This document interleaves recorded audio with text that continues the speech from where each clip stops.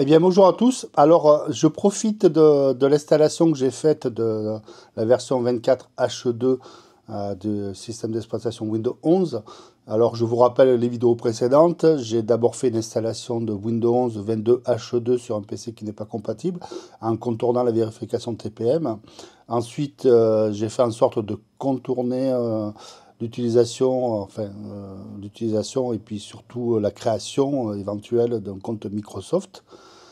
Et ensuite, la précédente vidéo, c'était la possibilité d'installer la version Windows 11 24 H2 sur un PC non compatible. Parce que même si vous l'aviez déjà précédemment installé sur un PC non compatible, lors de l'installation de la version 24 H2, il y a une nouvelle vérification et il y a une nouvelle procédure pour installer cette mise à jour.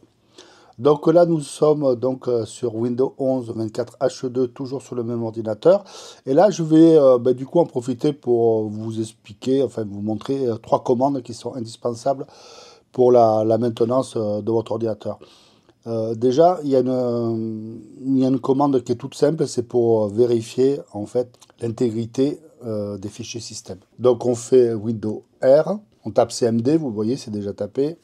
Je fais CTRL Shift Entrée pour ouvrir la console en mode administrateur. Voilà, j'ai la console. Et là, je fais SFC / Scan Now. Voilà, analyse du système. Donc il va y avoir une analyse de l'intégrité des fichiers système. Alors cette vérification, on peut la faire de temps en temps, effectivement. Après une grosse mise à jour, oui, c'est important de la faire parce que effectivement, les mises à jour occasionnent des petites corruptions de fichiers système. Donc la réponse à cette analyse, il y a trois réponses possibles. La première, il n'y a pas de fichiers système corrompus.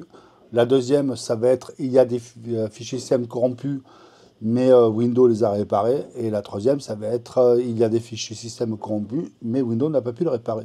Et là, c'est un peu plus problématique. Mais en règle générale, on est souvent soit sur la première version, soit sur la deuxième. Si c'est la deuxième, c'est pas grave, on ferme la fenêtre. Voilà, les fichiers système corrompus ont été réparés. Et c'est aussi simple que ça. Ce que je peux dire par rapport à ça, c'est que oui, effectivement, lors des grosses mises à jour, ou même lors de l'installation, c'est-à-dire vous effectuez l'installation avec un ISO qui est très propre, qui a été récupéré sur le site de Microsoft, eh bien, la première chose que je fais, moi, c'est de vérifier l'intégrité des fichiers système.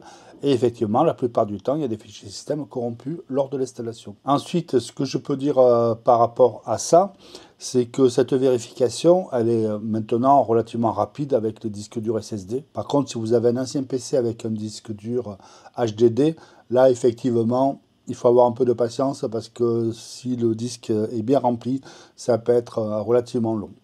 Voilà, pas d'inquiétude, c'est normal. Alors, je conseille toujours de ne pas utiliser le PC pendant cette vérification. Donc, on arrive bientôt à la fin et ça va être le verdict. Voilà, et vous voyez, la protection des ressources Windows a détecté des fichiers corrompus et les a réparés.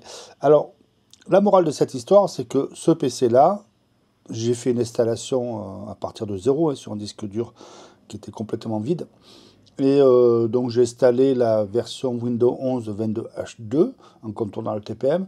Ensuite, j'ai fait la mise à jour, j'ai forcé, on va dire, la mise à jour 24H2 de Windows 11. Et là, j'ai rien fait d'autre sur cet ordinateur. Il n'y a pas de dossier utilisateur, il n'y a pas de données personnelles, ni rien. Et simplement le fait d'avoir fait l'installation, d'avoir fait les mises à jour, etc., vous voyez qu'il y a des fichiers corrompus. Donc cette commande, elle est relativement importante.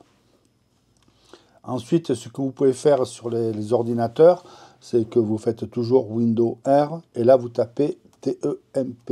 Et là, ça va ouvrir la fenêtre des fichiers temporaires. Donc, vous devez avoir les autorisations, vous faites continuer. Et là, il y a effectivement le dossier avec les fichiers temporaires. Alors ça, c'est les fichiers temporaires de Windows. Donc là, évidemment, il n'y en a pas beaucoup parce que le PC, c'est une nouvelle installation neuve. Donc il n'y en a pas beaucoup, donc je peux refermer. Sinon, vous faites CTRL A et vous sélectionnez tous les fichiers, clic droit, supprimer. Oui. Après, il y en a une autre. Donc vous faites toujours pareil, Windows R, et là, vous tapez pourcentage, pardon, pourcentage, TEMP, pourcentage. Alors là, ça va concerner les fichiers temporaires, mais les fichiers temporaires utilisateurs, de l'utilisateur. Donc je fais OK, ça ouvre une fenêtre. L'appareil, CTRL A, pour sélectionner l'ensemble des fichiers du dossier. Et je fais supprimer. Voilà. Alors, il y a marqué cette action apparaîtra quand le fichier est ouvert, etc. Donc oui, effectivement, si le fichier est utilisé, il ne peut pas être supprimé, ce qui est tout à fait logique. Donc vous cliquez faire ceci pour tous les éléments actuels et ignorer. Voilà, c'est tout pour cette petite vidéo. Merci de l'avoir regardé. N'oubliez pas de liker, de vous abonner, de mettre un petit commentaire. Merci.